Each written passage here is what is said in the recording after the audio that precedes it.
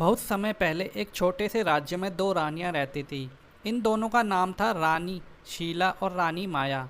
दोनों रानियां सुंदर और बुद्धिमान थीं, लेकिन उनके स्वभाव में बहुत फ़र्क था। रानी शीला को लोगों के साथ अच्छा व्यवहार करने का शौक़ था, जबकि रानी माया हमेशा अपने फ़ायदे के लिए ही सोचती थी। एक दिन राजा ने दोनों रानियों से कहा, कल रात राज्य में एक बड़ी महफिल होगी और आप दोनों को अपनी कला दिखाने का मौका मिलेगा। जो रानी सबसे अच्छा प्रदर्शन करेगी उसे सबसे सुंदर रानी का खिताब मिलेगा। रानी शीला और रानी माया दोनों ही इस चुनौती को स्वीकार कर लेते हैं। अगले दिन रानी शीला ने महफिल में सुंदर गीत गाए और अपनी मधुर आवाज़ से सबको मंत्रमुग्ध कर दिया। रानी माया ने भी एक शानदार नृत्य प्रस्तुत किया, लेकिन उसका नृत्य केवल दिखावे के लिए था। वह सोचती थी कि लोग केवल सुंदरता को ही महत्व देंगे।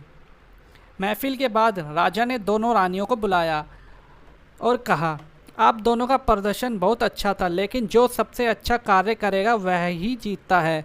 रानी शीला की सुंदर आवाज़ और मधुर गीत ने महफिल को सजाया था, जबकि रानी माया का नृत्य केवल दिखावे का था। राजा ने रानी शीला को सम्मानित किया और कहा, सच्चे गुण केवल दिखावे से नहीं आते बल्कि दिल से होते हैं। जो दिल से अच्छा होता है वह सुंदर भी होता है। रानी माया को यह बात समझ आई और केवल बाहर की सुंदरता ही कोई फ़ायदा नहीं होता, बल्कि असली सुंदरता अंदर से आती है। उसे यह भी महसूस हुआ कि उसने दूसरों को खुश करने की बजाय सिर्फ अपने को स्वार्थ के लिए ही काम किया। मोरल: इस कहानी से हमें यह सीख मिलती है कि केवल बाहरी सुंदरता या दिखावा महत्वपूर्ण नहीं है।